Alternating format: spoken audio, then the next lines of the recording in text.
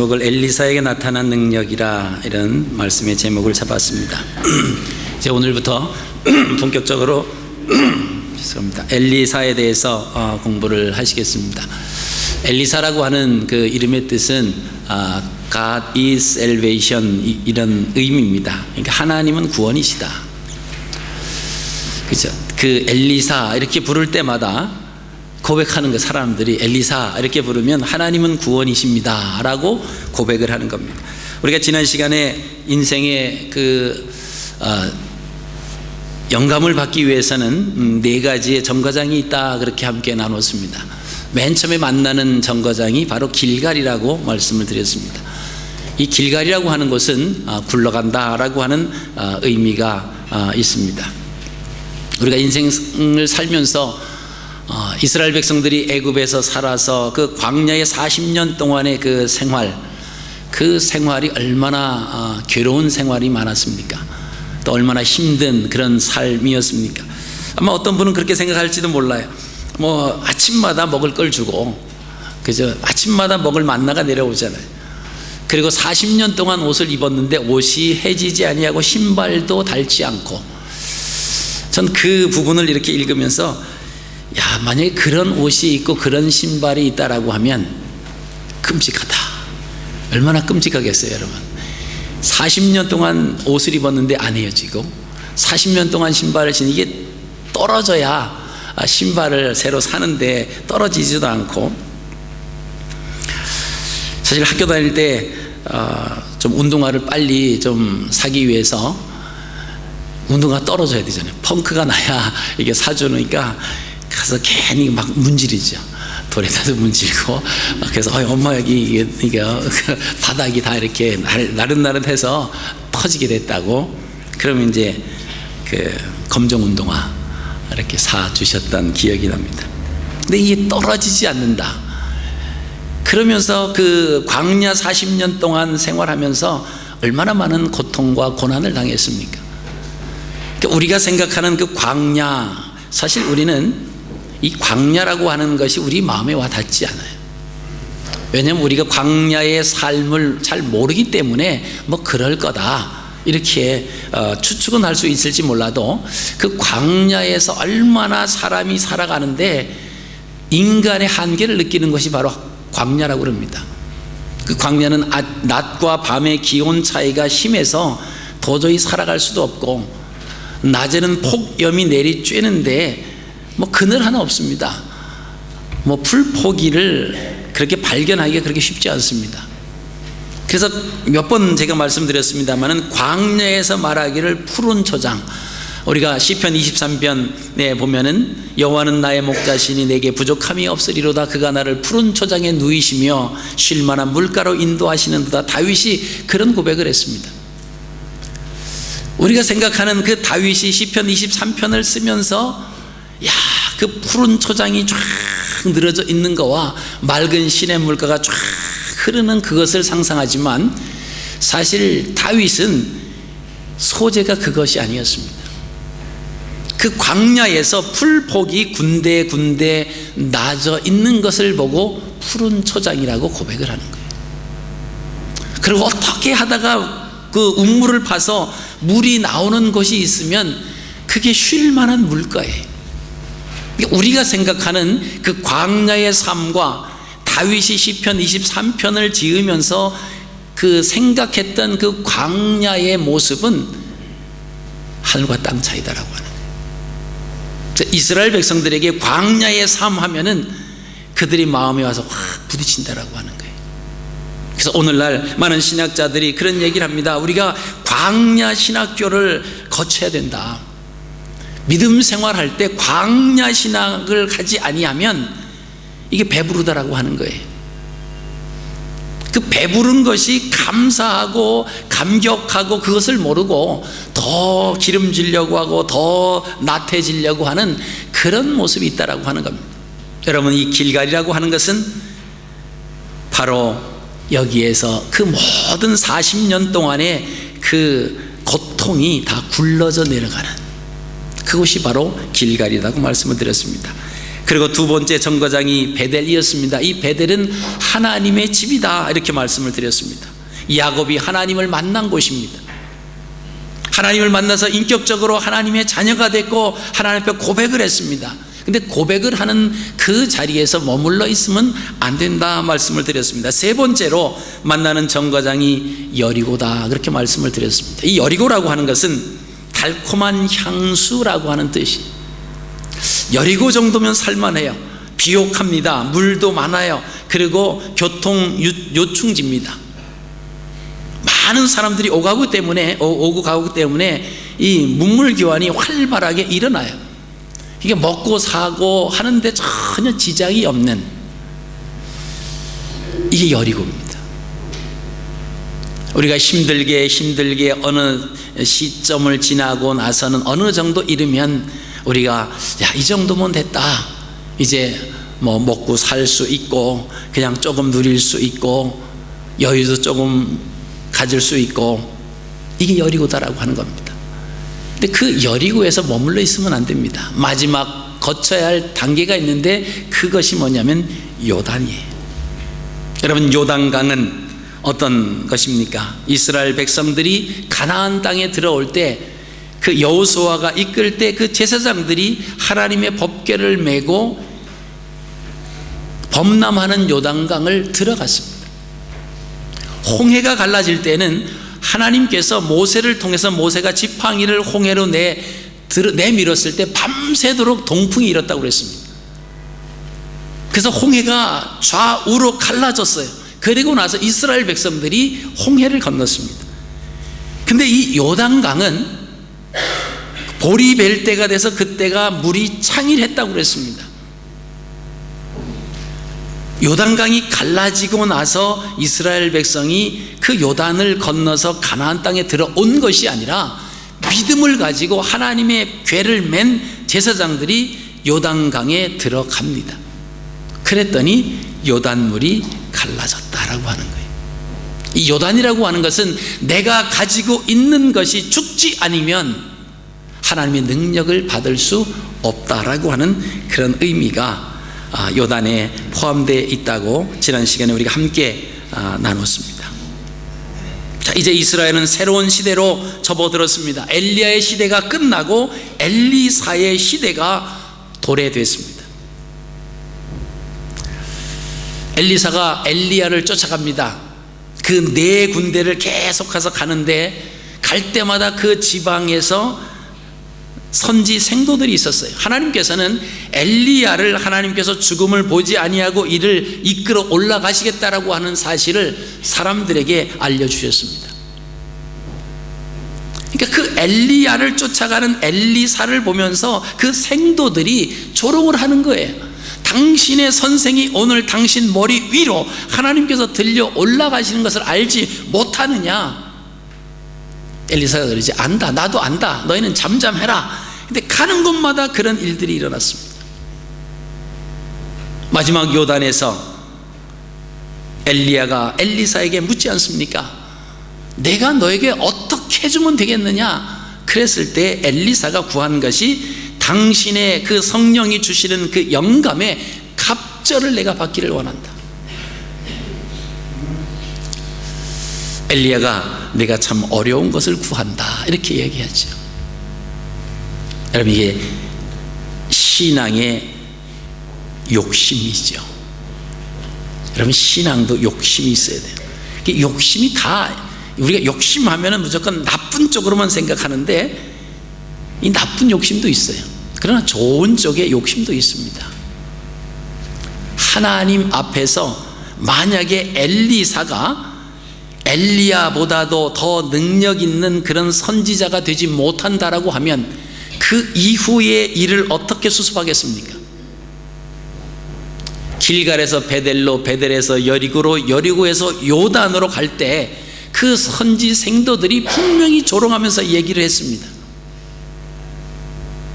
능력을 입지 않으면 엘리야를 뒤이어서 엘리야를 대신해서 엘리사가 그 사역을 할 수 없습니다. 그죠? 요즘 세상에는 능력 있는 사람이 앞서갈 수 있습니다. 이제 능력 같은 같은 일을 해도 능력이 있어야 돼요. 뛰어나야 됩니다. 여러분, 영적 세계에도 마찬가지예요.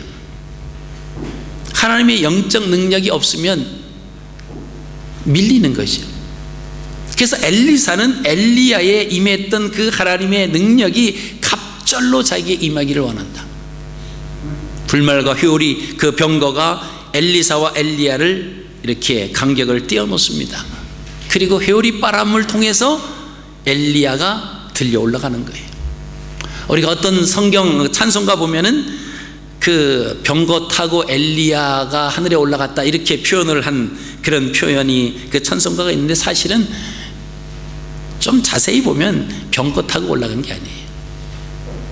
불말과 그 불병거가 엘리야와 엘리사를 이렇게 떨어뜨려 놓고 회오리 바람으로 이렇게 올라가는 것을 보게 됩니다. 그러고 났더니 엘리사가 이제 혼자 된 거예요. 자기 옷을 찢습니다. 그리고 떨어져 있는 선생님의 엘리야의 옷을 가지고 이제 요단을 건너와야 됩니다. 요단강에 물을 치면서 마병이여 내 하나님이여 그랬는데, 이 요단강이 엘리야가 그렇게 했던 것처럼 요단강이 갈라지는 거예요. 근데 지금 요단강 이쪽 편에서는 요단강을 건너간 엘리야와 엘리사를 바라보고 있는 생도들이 있습니다. 분명히 당신 머리 위로 당신 선생님이 오늘 들려 올라갈 거다 얘기했음에도 불구하고 아니까 너희는 잠잠하라 그러고 같이 건너가서 있는, 그리고 그들이 갈라지고 바람을 통해서 엘리야가 하늘로 올라가는 그 모습을 다 봤어요. 그런데 그 다음에 일어나는 엘리사에게 임하는 능력이 나타나기 시작합니다. 선생님처럼 그 엘리야의 옷을 가지고 그 요단강을 쳤는데 요단강이 갈라져요. 그래서 이쪽 편으로 올라옵니다. 그때 그 생도들이 달려갑니다. 엘리야에게 임했던 그 성령의 능력이 당신에게 임한 것을 믿는 거예요. 그리고 엘리사를 따르기를 시작하는 겁니다.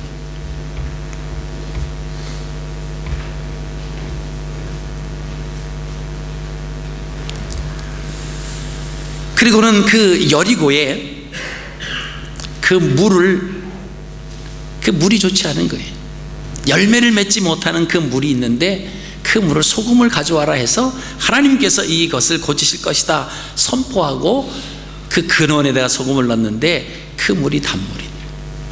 그리고 열매가 떨어지지 않는 놀라운 역사가 일어나기를 시작을 했습니다.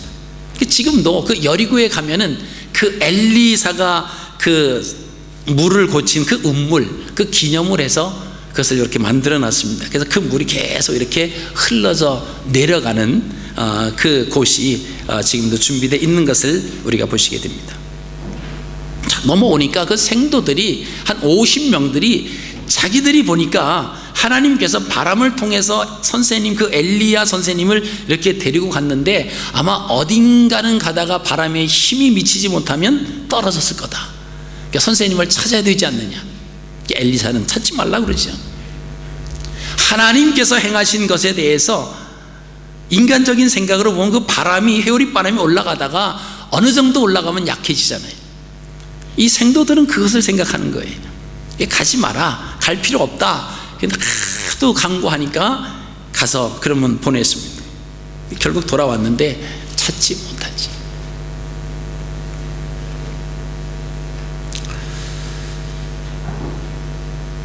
자, 엘리사가 이제 그곳을 떠나서 올라갑니다. 올라가는데 또 하나의 사건이 터져요. 그 사건이 뭐냐 하면, 어린 아이들이, 아마 이 엘리사가 대머리였는 것 같아요. 대머리여 올라가라, 대머리여 올라가라 그러면서 아마 조롱을 했는지 막 아마 자기가 느끼기에 좀 혐오감이 느꼈던 것 같아요. 근데 이 엘리사가 그 아이들을 저주를 합니다. 그랬더니 앙콤 2마리가 나와서 그 아이들 42명을 찢어버려요.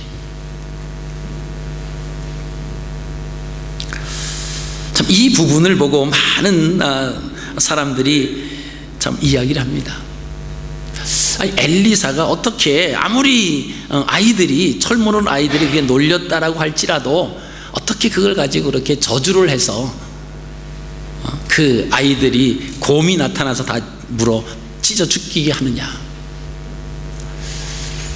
이게 지금 우리가 이제 그 면으로 본다라고 하면 뭐 엘리야도 마찬가지였어요. 자기를 불러서 사람을 내려오라고 그럴 때에 그 50명들 두 번씩이나 사실 100명씩 죽이잖아요. 근데 이 부분은 우리가 어떻게 생각하느냐면 지금 엘리사가 엘리야를 대를 이어서 그 사역을 감당하는 거예요. 사역을 감당할 때 하나님께서 그에게 능력을 주신다라고. 자기의 힘으로 자기가 가지고 있는 어떤 능력을 가지고는 하나님의 일을 행할 수 없다라고 하는 겁니다. 그러니까 하나님의 능력이 그에게 임해서 하나님의 능력을 가지고 그 사역을 감당한다라고 하는 차원으로 봐야 돼요. 그래도 한쪽에서는 그러죠. 그래도 어떻게 어린 아이들을 그렇게 하느냐. 물론 이제 그 면에 있어서는 엘리사가 좀 더 참았어야 되는데 이제 좀 참지 못한 이제 그런 부분은 사실 있습니다.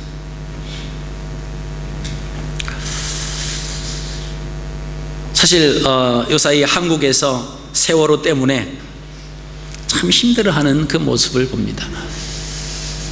사실 그 세월호의 사고가 그 인명피해라든가 뭐 이런 그런 것만 따진다라고 하면 뭐 그거보다 큰 사고들이 사실은 더 많이 일어나죠. 일어나는데 왜 거기에 그러냐라고 하면 그것은 어린아이들이다라고 하는 거예요. 아직 갓 피어나지도 못한 그 어린 아들과 딸들이 그것도 사고가 발발되었을 때에 그냥 움직이지 말고 있어라 라고 하는, 그래서 더 살 수 있었을 수도 있는데 이것은 그런 잘못된 판단과 잘못된 지시로 인해서 죽었다. 그래서 이제 온 나라가 아주 침울한 가운데 있습니다. 물론 우리가 다 아파하고 또 그런 그 유가족들을 위로하고 그런 마음은 우리가 공통적으로 가져야 됩니다. 근데 한국화 봤더니 온 나라가 뭐 한마디로 표현한다라고 하면 마비. 정치적으로도 마비고 뭐 경제적으로 마비고 아무것도 그 눈치 때문에 그 못하는 그런 모습으로 비춰지더라라고 하는 거지. 여러분, 우리가 믿음 생활할 때 상황만 바라보면 아무것도 못할 때가 많습니다. 내가 지금 처해져 있는 이 상황, 내가 지금 가지고 있는 이 어려움, 이것만 바라보면요 아무런 소망과 희망이 없다라고 하는 것입니다.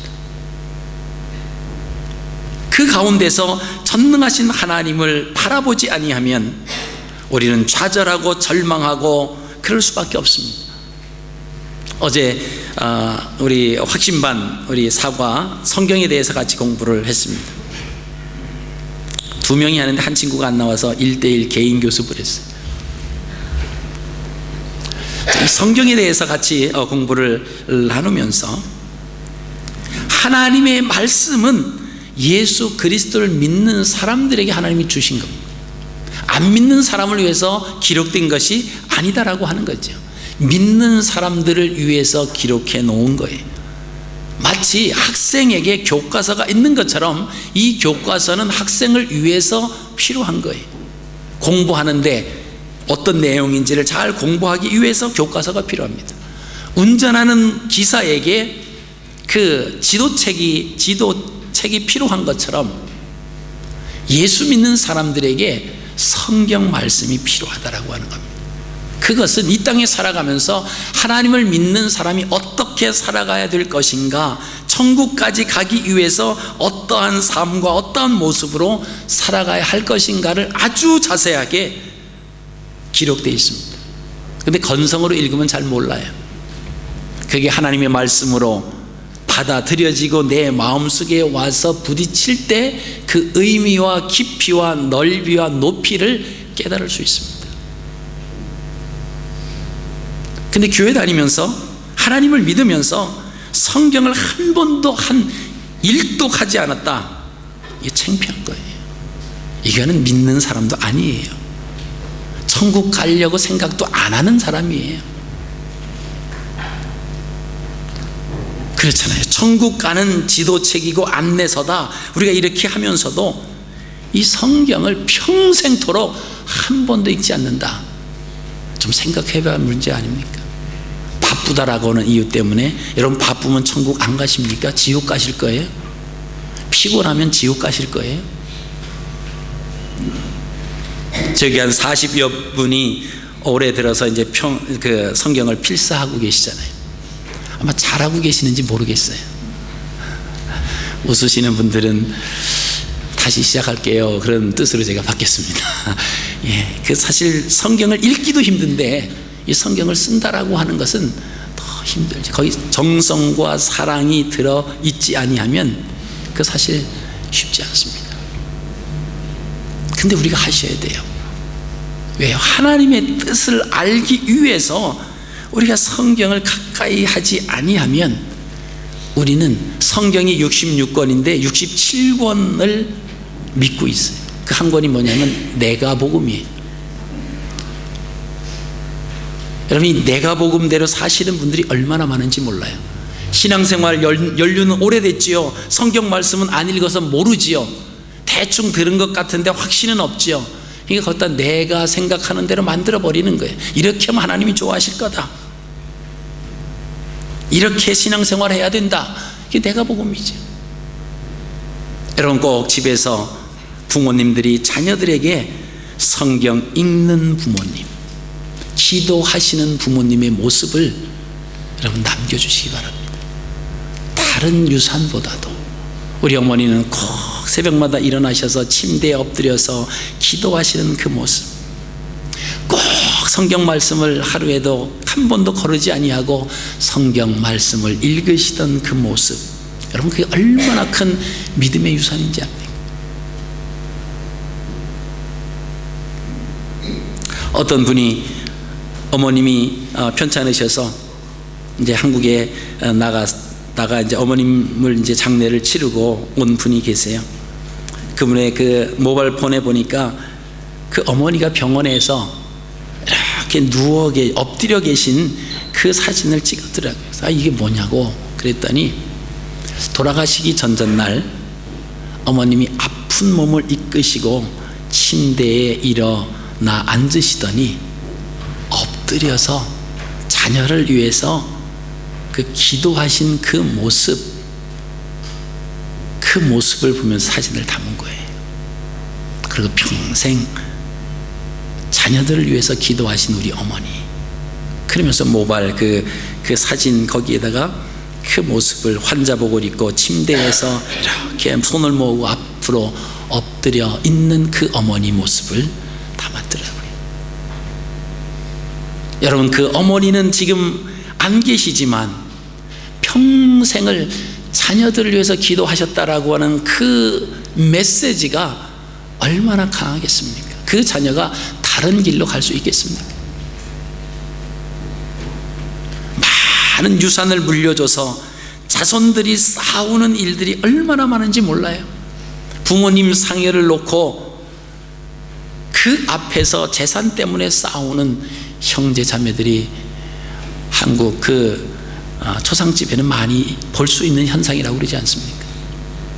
여러분, 우리가 하나님 말씀대로 살기 위해서는 하나님 뜻을 알아야 돼요. 그러기 위해서는 하나님께서 우리에게 주신 놀라운 능력을 가지고 살아야 된다라고 하는 겁니다. 여러분, 심지어 가정에서 학교에서 반장을 시켜도 선생님이 반장의 권한을 주잖아요. 애들 떠들으면 이름 적을 수 있는 권한이라든가 뭐 그런 권한을 줘요. 하나님을 믿는 하나님의 자녀들에게 하나님이 권한을 주신다라고 하는 거예요. 여러분, 무슨 권한입니까? 마귀를 물리칠 수 있는 권한이에요. 말씀을 선포할 때 그 그 말씀대로 이루어지는 그 능력을, 그 권한을 우리에게 주셨습니다. 근데 그 권한 아무나 받는 것은 아니다라고 하는 거죠. 내가 정말 그 하나님 말씀대로 믿고 그 하나님 말씀을 사모하는 모든 믿는 자들은 그 권한을 받을 수 있다라고 하는 거죠. 우리가 오늘 엘리사가 행했던 그 42명을 죽게 한 사건, 자기 자신을 컨트롤하지 못하는, 자기의 갖고 있는 그 파워를 막 사용했던 그런 쪽으로만 바라보지 마시고, 하나님의 사람으로 하나님의 일을 행하기 위한, 이제는 엘리야 시대가 지나고 엘리사 시대로서 하나님께서 그를 세워주시는 겁니다. 근데 엘리사가 엘리야에게 갑절의 영감을 내게 주십시오 간구했잖아요. 근데 엘리사가 나타냈던 그 능력이 엘리야보다 꼭 갑절의 이사와 기적을 행합니다. 이제 우리가 열왕기 하를 함께 이제 공부해 나가시면서 하나하나 이제 공부하시겠습니다만은, 엘리사가 엘리야보다 꼭 갑절의 능력을 행하는 것이 열왕기 하에 기록되어 있는 것을 우리가 보시게 됩니다. 여러분, 우리가 믿음 안에 살면서 하나님 앞에 믿음의 욕심이 있어야 돼요. 하나님, 그냥 내가 이렇게 살면서 평생을 믿어도 그냥 그 자리에 있는 그 모습이 아니라, 어떤 큰 능력을, 눈에 보이는 어떤 이사와 기적을 행하는 그런 능력이 아니다라고 할지라도 하나님을 신실하게 믿는 그 모습이 다른 사람들에게 비춰지는, 그게 능력이죠. 저 사람은 예수쟁이야, 저 사람은 예수 믿는 사람이, 저 사람 말은 틀림이 없어, 저 사람이 해낸 것은 거짓이 없어. 왜? 저 사람은 예수님을 믿는 사람이니까. 안 믿는 사람들이 그렇게 우리를 향해서 말해준다라고 하면, 여러분, 그것이 능력입니다. 꼭 죽은 자를 살리고 병을 고치고 산을 옮기고 하는 그런 이적을 행해야만 능력이 아니라, 다른 사람들이 우리를 봐줄 때 하나님의 사람으로 봐준다라고 하면 그게 능력이죠.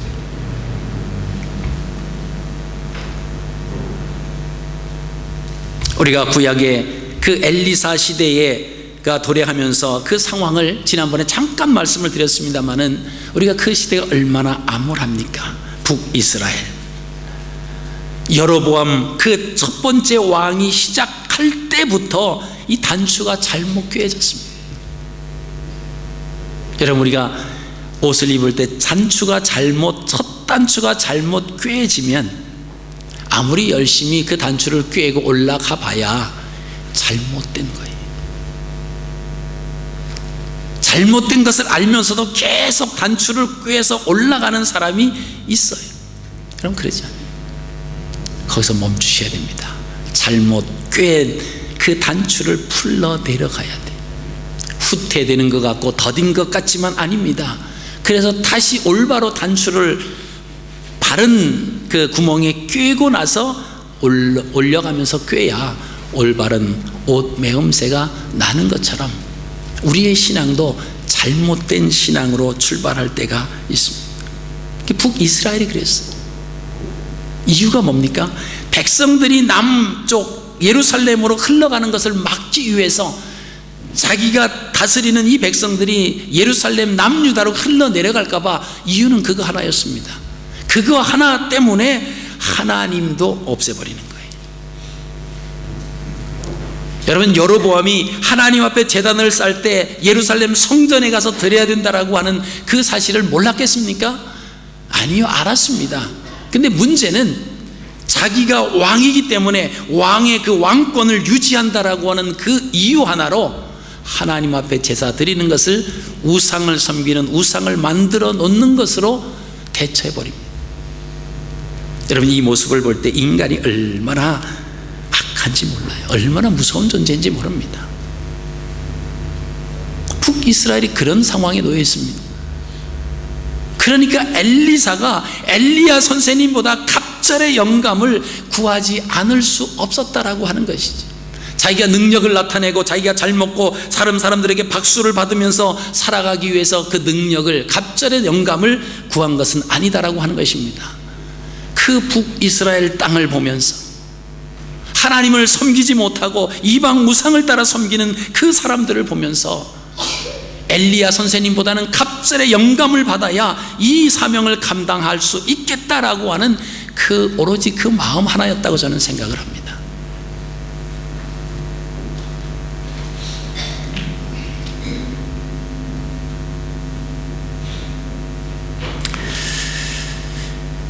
여러분, 우리는 어떤 욕심이 있습니까? 신앙의 욕심, 어떤 욕심이 있으세요? 지금 어려운 가운데 해결해야 할 문제가, 하나님이 손봐 주셔야 할 문제가 있음에도 불구하고 기도하고 싶은 마음이 없다라고 하면 신앙의 욕심이 없는 거예요. 어떤 분은 그러시더라고요. 야, 뭐 그렇게 오래 기도하냐? 자기는 기도를 5분이면 다 끝난다는 거예요. 그러면서 하는 말이, 나라도 하나님을 좀 편하게 해드려야지. 믿는 사람들이 다 하나님 이거 없습니다, 이거 주세요. 근데 나라도 하나님 감사합니다. 그리고 끝나면 하나님이 얼마나 좋아하시겠느냐. 그래서 참 대단한 분이라고 그랬어요. 하나님 사정을 살펴주시는 분.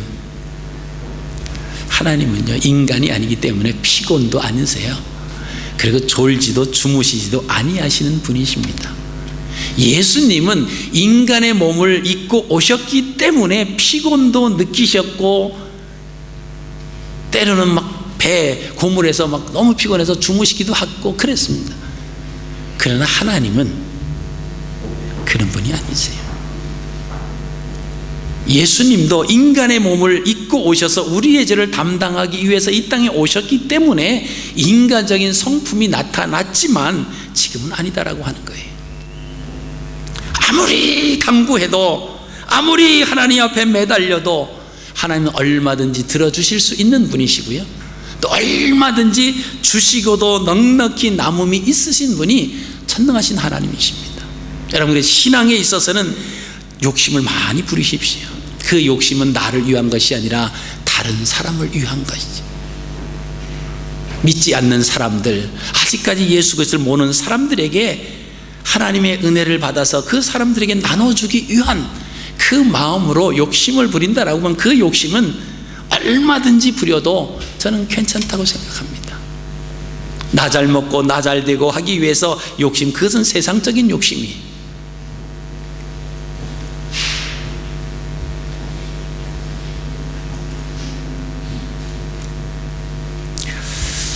밀리언 달러 베이비라고 하는 그 영화에 보면 그 한 여인의 인생의 참 그 목적을 발견하고 권투 선수가 되려고 하는 그 내용이 나옵니다.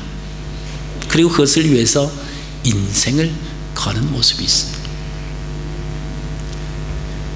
그 여인이 권투 선수가 된다.